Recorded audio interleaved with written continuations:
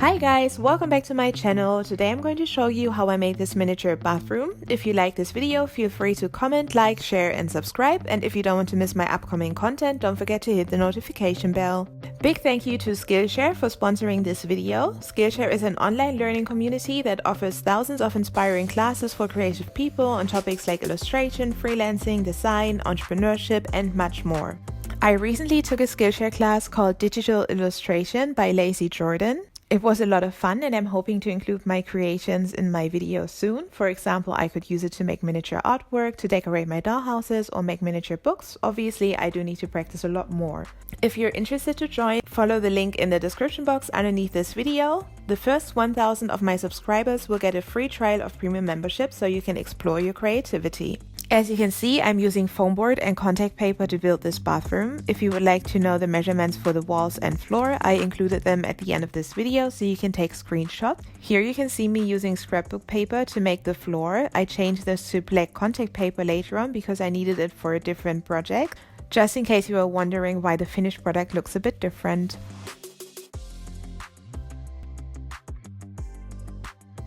On Skillshare, you can also find so-called live classes where you can connect with your teachers and other students in real time. And the next class that is on my list is called Building an Etsy Shop That Sells by Parker God. By the way, another great thing about Skillshare is that there are no ads since the platform is specifically for learning without interruptions, so you can stay focused and they're always launching new premium classes. And after your free trial, it's less than $10 a month if you choose the annual subscription.